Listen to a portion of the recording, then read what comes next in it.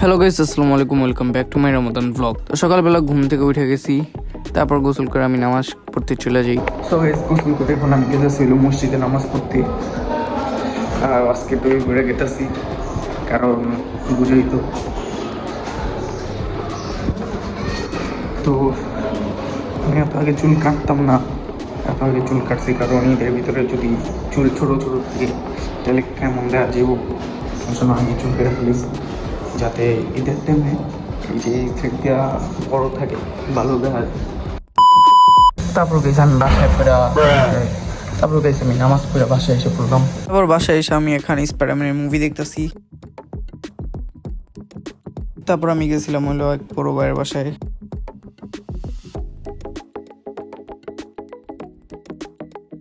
এখন আমি এসে পড়ছি আপনার বাসায়।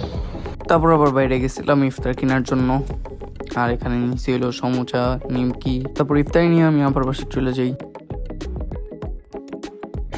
সেখানে ইফতারি নিয়ে এসে পড়ছি। তারপর আমরা ইফতারি নিয়ে বসে গেছি, আর আপা এখানে মুড়ি মাখাইতেছে, আর এখানে জামাল ভাইয়া শরবত বানাইতেছে। তারপর খেজুর খেয়ে ইফতারি করলাম, আর আমি আর পিছনে এখানে সাফি বসে গেছে, বসে গেম খেলতেছে। তারপর আমি এখানে নিমকি আর জামাল ভাইয়ার বানানো শরবত খেতেছি। তারপর নিমকি আর শরবত খাওয়ার পর এখানে মুড়ি খাওয়া শুরু করে দিলাম। তারপর মাম্মা এখানে মুড়ির ভিতরে হালিম ঢেলে দিল।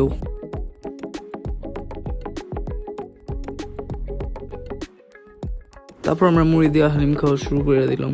তারপর আমি একটা নিমকিও খেয়েছিলাম। তারপর আম্মু, আপা আর আমার বোন গেছিল হইলো বাইরে, আর আম্মুদের যাওয়ার পরে এখানে বৃষ্টি শুরু হয়ে যায়।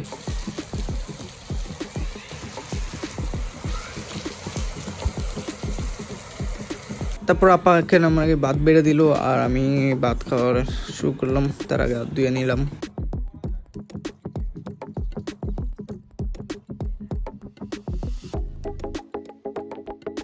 তারপর ভাত খাওয়ার পর আমরা সবাই এখানে বসে আড্ডা দিতেছি, আর জামাল ভাই এখানে বসে আছে, আর সাফি এখানে বসে আছে, আর এখানে একজন পড়ে আছে। পোলা পেনে খেলনা দিয়ে এত বড় হয়েছে কথা, পোলা পেন এত বড় হয়ে গেছে কথা, পোলা পেনে খেলনা দিয়ে গেলে।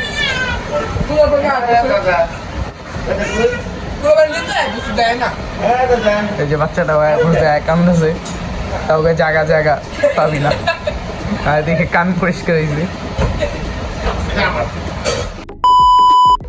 এখন আমি চলে যেতেছি এলো বাসায়,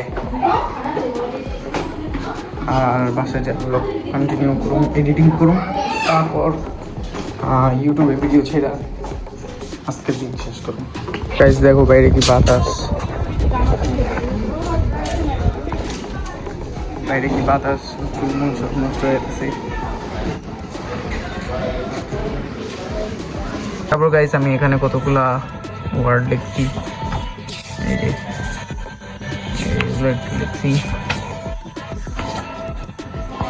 সো গাইস আজকের ব্লগটা এই পর্যন্তই, দেখা হবে কালকের ব্লগে, আর আজকের জন্য বাই।